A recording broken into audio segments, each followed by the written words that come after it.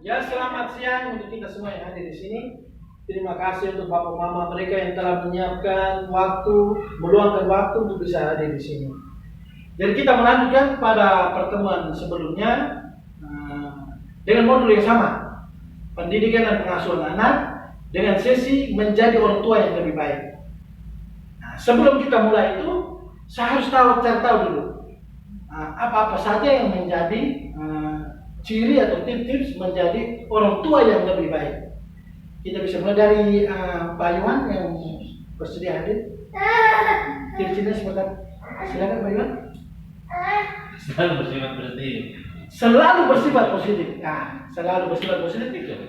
Menjadi orang tua yang baik harus selalu bersifat positif.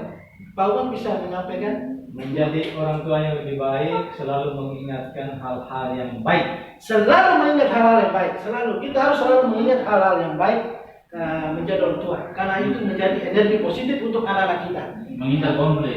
Menghindari konflik. Iya, Menghindari konflik. Jadi Ibu Yanti mungkin Anda menambahkan satu dua kata mengenai anaknya. Oke, Ibu Ilon. Selalu memberi pujian pada anak. Selalu memberi pujian pada anak. Jadi ada beberapa hal menjadi orang tua yang baik. Yang pertama, mengingat hal-hal yang membahagiakan sebagai orang tua. Sejalan antara perbuatan dan perkataan, selalu berusaha melihat hal-hal positif yang ada dalam diri kita sebagai orang tua. Bersikap dan bertutur kata penuh kasih sayang tanpa kekerasan. Ayah dan ibu saling bekerja sama dalam mengasuh anak. Ayah dan ibu saling berdiskusi dan memutuskan bersama hal terkait pengasuhan anak. Saya melanjutkan pertemuan sebelumnya, yaitu ayah dan ibu saling berdiskusi memutuskan bersama hal terkait pengasuhan anak. Oke.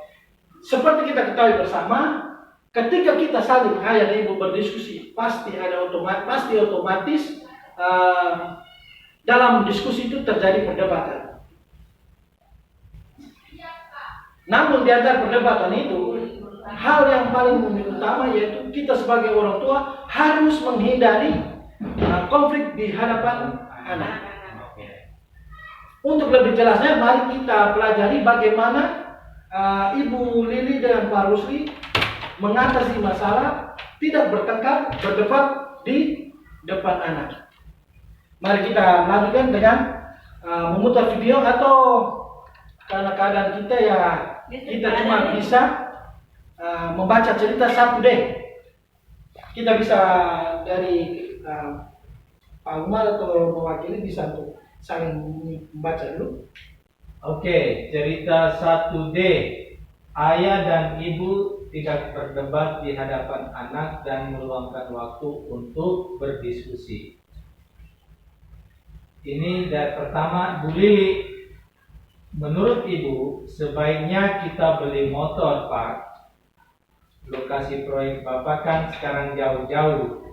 Apa Bapak tidak capek?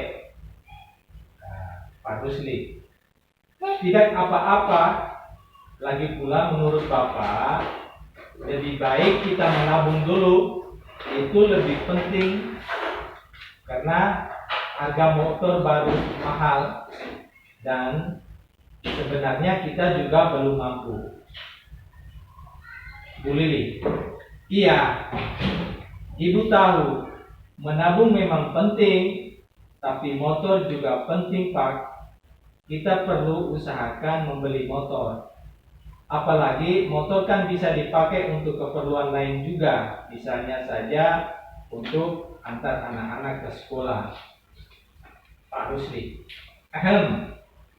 kita lanjutkan diskusinya nanti ya Bu, kalau anak-anak sudah tidur.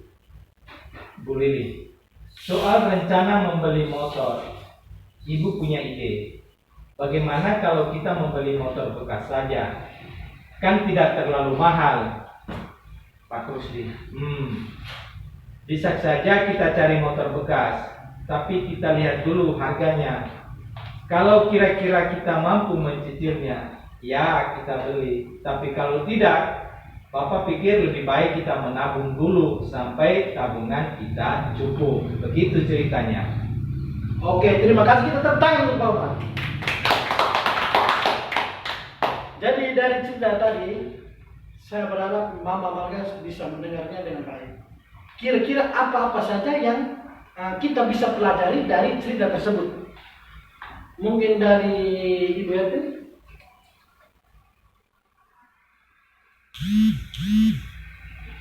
Bisa? Oke. Atau Pak Yuan? Ibu Lili dan Pak Rusli menghindari diskusi dari hadapan anak-anak. Iya, jadi Ibu Lili dan Pak Rusli menghindari pertengkaran di depan anak. Itu seperti sesuai dengan langkah kita. Artinya ketika kita berdiskusi sebagai orang tua, wajar antara suami istri pasti terjadi perdebatan atau pertengkaran. Namun yang harus diingat bahwa ketika kita bertengkar atau berdebat menyangkut anak, harus jangan di depan anak. Karena berakibat berdampak buruk terhadap perkembangan anak. Baik dari sisi emosional maupun sisi sosial, berdampak buruk sekali. Jadi anak menjadi malas belajar, anak menjadi agresif, menjadi malu, seperti itu. Jadi kata kuncinya yaitu ketika kita menjadi orang tua yang baik, yaitu selalu menghindari konflik di hadapan anak-anak. Itu yang paling utama. Namun ketika kita waktu berdiskusi atau berdebat,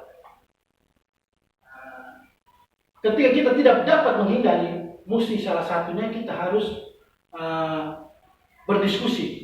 Kita harus hindari pertengkaran. Jadi ketika emosi itu sudah meledak tinggi, ada satu yang harus mengalah atau berdiam diri.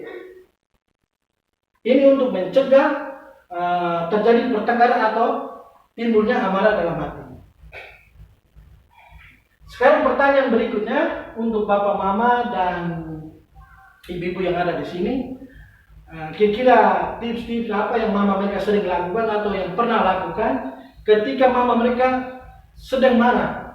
Bagaimana cara kita untuk menghindari atau menahan emosi amarah kita? Mungkin bisa dimulai dari ini. Menarik napas panjang. Terima kasih. Seperti yang disampaikan Pak Umar tadi, benar sekali. Artinya kadang-kadang kita harus menarik napas yang panjang.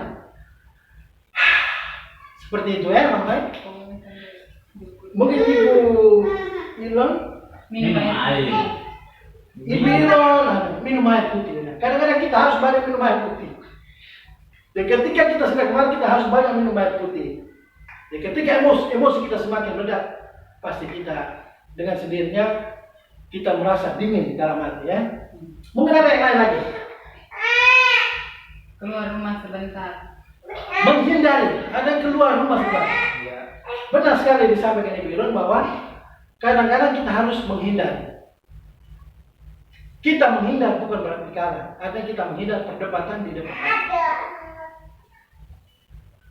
Itu ada beberapa. Namun di momen yang penting ini, di saat yang berharga ini, saya ingin mengajarkan atau saya ingin menginformasikan atau berbagi pengalaman bagaimana cara kita untuk menahan amarah kita.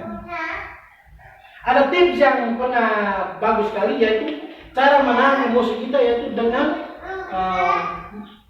melakukan senam wajah. Sangat mudah sekali senam wajah ini, sangat mudah sekali. Jadi ketika kita ini, jadi ketika mama mereka sedang emosi atau bapak mereka sedang emosi, yaitu dengan melakukan senam wajah, yaitu dengan menggerakkan bibir, bersenyum, tertawa. Contohnya seperti ini ya.